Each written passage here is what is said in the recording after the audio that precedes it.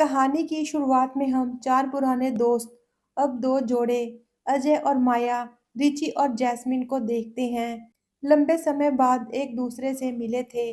College की पढ़ाई खत्म होने के बाद सब अपने अपने रास्तों पर चले गए थे। अजय और रिची ने बिजनेस की दुनिया में कदम रखा और हाल ही में एक बड़ी डील फाइनल की थी। इस सफलता का जश्न मनाने के लिए उन्होंने तय किया वो अपनी पार्टनर्स के साथ एक शानदार वेकेशन बिताएंगे, जहां सिर्फ आराम, सुकून और रोमांच हो। उन्होंने दक्षिण पूर्व एशिया के हरे भरे जंगल से घिरे एक लग्जरी रिजॉर्ट का चुनाव किया। ये रिजॉर्ट किसी सपनों के महल जैसा था। सफेद रेतीली तट, फिरोजी पानी, चारों ओर लहराते नारियल के पेड़, विला में निजी स्विमिंग पूल, जंगल के बीच बने लकड़ी के पुल और खामोश रातों में सिर्फ झींगरों और पक्षियों की आवाजें। शुरुआती के कुछ दिन सबने आनंद में बिताए। दिन में समुंदर किनारे खेल। चारों दोस्तों को लगा जिंदगी का असली सुख यही है, मेहनत के बाद ऐसा आराम।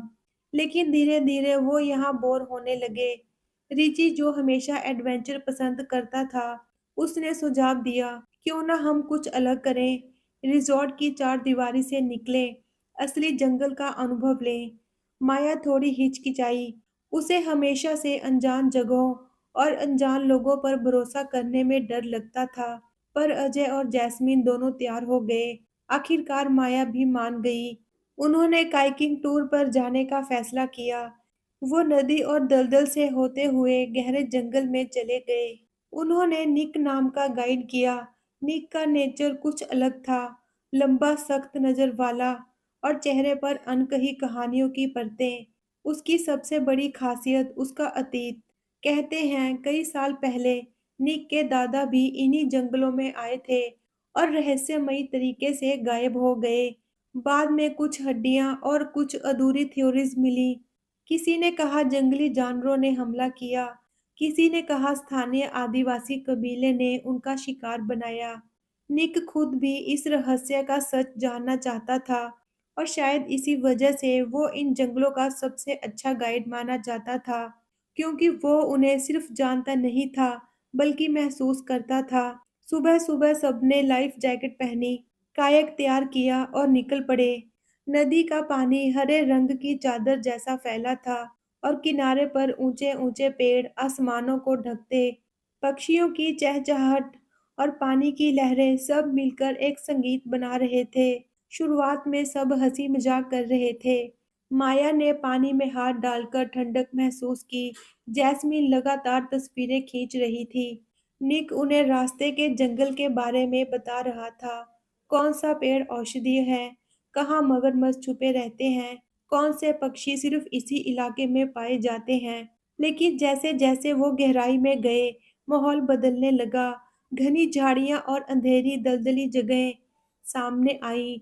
रात होने पर सबने एक कैंप लगाया। यहीं से तनाव शुरू हुआ। रिची और माया के बीच किसी पुराने कॉलेज के झगड़े पर बहस छिड़ गई। जैस्मीन, जो हमेशा खुश मिजाज रहती थी, वो भी चुप और बेचैन दिखने लगी। निक ने सबको शांत करने की कोशिश की। सुबह सब उठे तो रिची गायब था। उसका कायक और सामान भी नहीं था। पहले सबको लगा वो मजाक कर रहा होगा या जंगल में शिकार देखने गया होगा, लेकिन घंटों बीत गए और उसका कोई सुराग नहीं मिला। माया चीख चीख कर रिची को पुकारती रही। अजय ने जंगल के अंदर तलाश की। जैस्मीन रोती रही। निक ने कहा, यहाँ मजाक की कोई जगह नहीं है। ये जंगल खतरनाक है। अगर वो गायब है तो मामला गंभीर है। निक ने चेतावनी दी कि आगे का रास्ता एक पवित्र भूमि है, जहाँ एक प्राचीन आदिवासी कबीला रहता है। ये कबीला बाहरी लोगों को बर्दाश्त नहीं करता और उनकी जगह पर जाना ठीक नहीं होगा। लेकिन उनके पास कोई और रास्ता नहीं था। रिची का कोई अता पता नहीं था और वापस लौटना भी आसान नहीं था। सबने तय किया कि जो चाहे आगे बढ़ना ही होगा। जैसे जैसे वो आगे बढ़े, अजीब घटनाएं होने लगी। कहीं दूर से नगाड़ों की आवाजें आती, पेड़ों पर अजीब निशान दिखाई देते। रात को कैंप के चारों ओर अजनबी साए मंडराते। धीरे धीरे उन्हें समझ आया वो देखे जा रहे हैं। जंगल का हर पेड़, हर पत्ता जैसे उनकी हर हरकत पर नजर रख रहा हो। लेकिन अब सबको यकीन हो गया कि ये कोई सामान्य जंगल नहीं है, बल्कि मौत का जाल है। आखिरकार वो सच्चाई से टकराए, जिससे निक वर्षों से डरता था। जंगल के बीच बसे आदिवासी कबीले से उनके शरीर पर रंग-बिरंगे अजीब पेंट, हाथों में भाले और आंखों में ऐसी जंगली चमक कि इंसान भी जानवर लगने लगे। ये कबीला बाहरी लोगों को घुसपैठिया मानता था और उन्हें शिकार बना लेता। शायद निक के दादा भी इन्हीं का शिकार हुए थे। भूख और प्यास ने उन्हें कमजोर बना दिया। फिर वो भागते रहे, छुपते रहे, लेकिन कबीले के योद्धा उन्हें ढूंढ-ढूंढ कर मारते गए। रिची का सच तब सामने आया, जब उन्हें उसका टूटा हुआ कायक और लहूलुहान कपड़े मिले। वो पहले ही शिकार बन चुका था। वहां उन्हें एक बर्तन दिखाई देता है, जिसमें रिची का सिर उबल रहा था। ये देखकर सभी की हालत खराब हो जाती है। सभी दोस्त जंगल में भागने लगे। भागते-भागते उन्हें रात हो गई और जंगल भी काफी घना था। ये लोग यहीं पर रुकने का फैसला करते हैं। अजय अकेला ही अपने दोस्त को ढूंढने के लिए निकल गया। वहां उसे वो बहुत जख्मी हालत में मिलता है। अजय उससे माफी मांगता है, उसे बचाना नामुमकिन था। अजय अगर उसे बचाता तो खुद भी मारा जाता। अजय अपने दोस्त को वादा करता है, वो उसकी वाइफ और अपनी वाइफ को मरने नहीं देगा। इतना कहकर वो चला गया। आदिवासियों ने जैस्मिन के हस्बैंड के टुकड़े-टुकड़े कर दिए।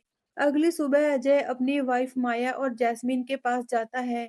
वो दोनों से झूठ बोलता है कि रिची मदद मांगने गया है। ये सुनकर दोनों लड़कियां खुश हो जाती हैं। जंगल बहुत बड़ा और घना था। वो समझ नहीं पा रहे थे किस दिशा में जाना है। तभी एक आदिवासी ने उन्हें देख लिया। वो मारने के लिए उनका पीछा करता है। तीनों दोस्त अपनी जान बचाने के लिए भागना शुरू कर देते हैं। भागते-भागते जैस्मिन एक गड्ढे में गिर गई। एक लकड़ी उसके शरीर के आर-पार हो गई। जैस्मिन दर्द के कारण जोर-जोर से चिल्लाने लगी।